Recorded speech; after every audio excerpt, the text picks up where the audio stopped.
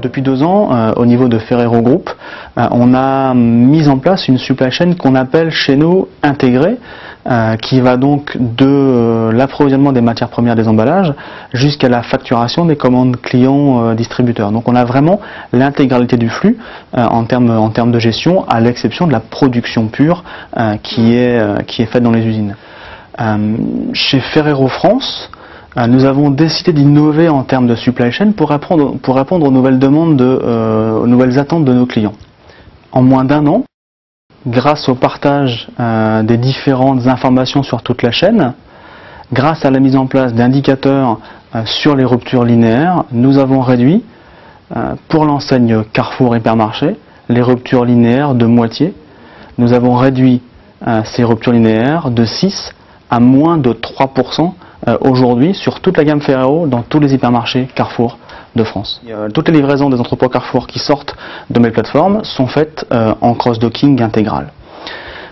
Parce qu'on imagine, parce qu'on pense, et bien sûr on l'a mesuré, que la tension des flux sera un début de réponse à l'amélioration de la disponibilité en linéaire. Et nous travaillons actuellement avec la solution Infolog de Generix Group sur plusieurs modules, dont un module lié à la gestion des KPIs. Bonjour et bienvenue sur l'entrepôt Ferrero France de Grand Quevilly. Cet entrepôt est pour nous en quelque sorte notre vaisseau amiral puisque 60% de nos clients sont livrés depuis ce site.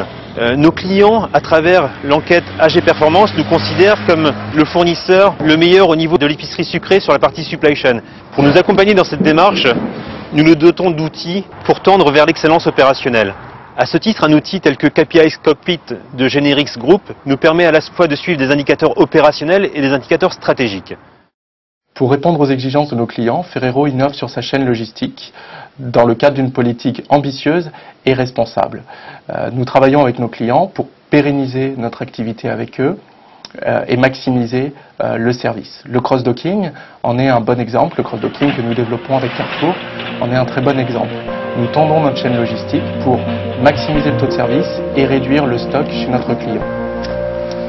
Pour cela, nous devons être plus réactifs, nous livrons plus souvent notre client, le délai entre la passation de commande et la livraison se réduit, et donc la chaîne logistique Ferrero doit être plus réactive.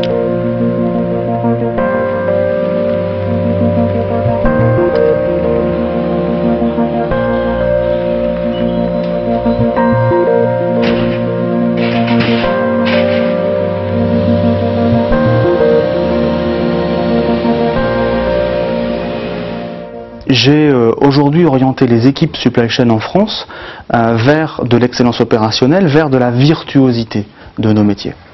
Tout ça a vraiment un seul et unique objectif, l'excellence opérationnelle, la mesure à travers des KPIs. Je tiens vraiment à souligner qu'on l'a fait dans un contexte de partage, dans un cadre qui mettait l'homme au centre de la performance et pas la performance au centre des hommes. Nous avons plusieurs niveaux d'indicateurs. Je pourrais les classer en 3 grandes catégories. Les indicateurs stratégiques, les indicateurs tactiques et les indicateurs d'exécution.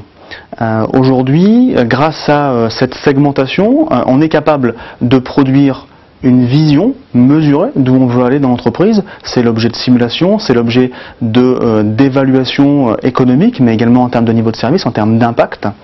Après, on a un niveau tactique, c'est comment est-ce qu'on va être capable au jour le jour de piloter par exemple notre niveau de stock. Et après, on a également, sur d'autres exemples, des niveaux d'exécution où on va aller travailler au jour le jour, par exemple, sur le monitoring de notre productivité entrepôt, sur le monitoring des différents niveaux de remplissage des entrepôts. Alors voici les différents écrans de KPIs Cockpit.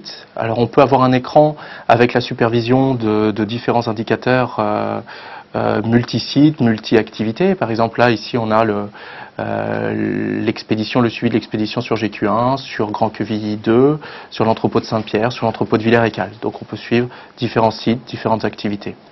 Ensuite on peut rentrer dans le détail d'un indicateur et avoir son évolution au jour le jour. On peut comparer les différents niveaux d'expédition par rapport à une moyenne et un écart type par rapport à cette moyenne, et donc identifier les journées fortes, les journées faibles. On peut aussi gérer des événements, c'est-à-dire indiquer des commentaires spécifiant pourquoi on a eu tel ou tel niveau d'activité logistique pour essayer de comprendre et historiser ces événements. On peut gérer également des alertes qui peuvent être transmises par SMS ou par mail pour nous alerter, là encore, en temps réel. Je pense que sur l'évolution des KPIs, il y a deux volets particuliers. Le premier, le KPIs en lui-même, le deuxième, la manière de le communiquer. Sur les KPIs en eux-mêmes, je pense qu'il faudra faire une distinction sur ce qui nous servira à piloter le business. Vous avez également un deuxième volet hyper important que seront tous les indicateurs liés à l'homme. Ça veut dire la notion d'environnement, comment est-ce qu'on mesure notre empreinte écologique aujourd'hui, comment est-ce qu'on mesure nos rejets carbone, et tout ce qui tourne autour de la politique sociale au sens large du terme, sur les volets environnement, gestion sociale, gestion des hommes, dans le sens relations humaines et pas ressources humaines.